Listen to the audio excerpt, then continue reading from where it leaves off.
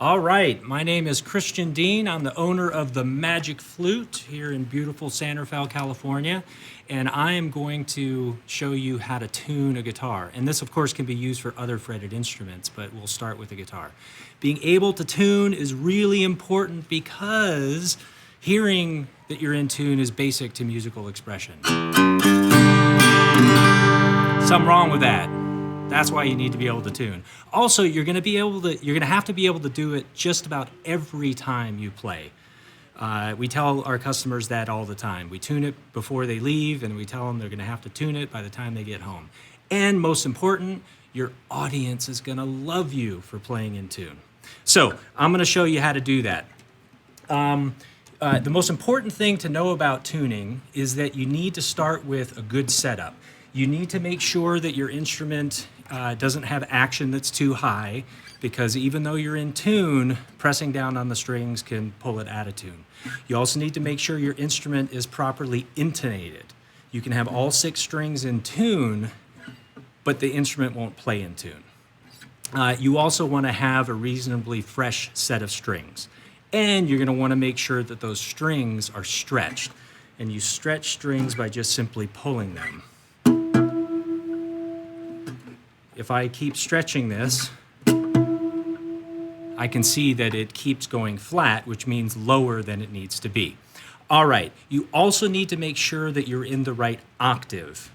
That's an A note, that's an A note, that's an A note. Those are 3 different octaves, and you're going to want to make sure you tune each string in the right octave. Otherwise, you could be too high and break a string, or too low and it just won't sound good. So how do you know if you're in the right octave? Well, you could use a pitch pipe. We sell those here at the store. You can also get an app like this Fender Tune app that will give you a reference note. Or you can use an electronic tuner, which I have on the headstock, and we'll show you how that works in just a minute.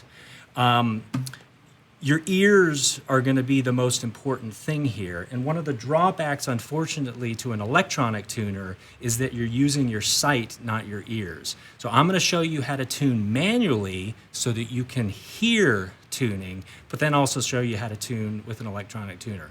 First, I'll show you the manual method.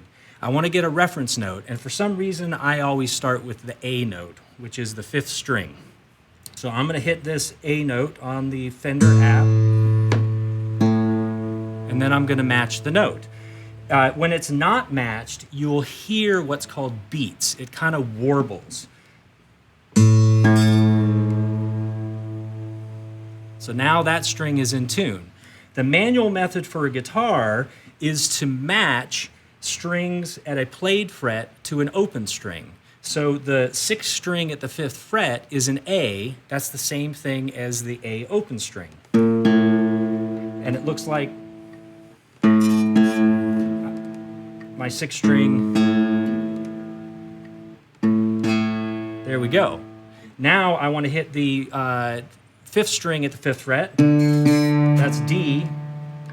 And I want to hit the 4th string at the 5th fret. That's G. And then this is the tricky part. On the 3rd string, you want to go down to the 4th fret. And that's a B. And then you want to go back up to the 5th fret on the 2nd string. That's an E. You don't really even have to know those notes. You just need to know what they are in relationship to each other.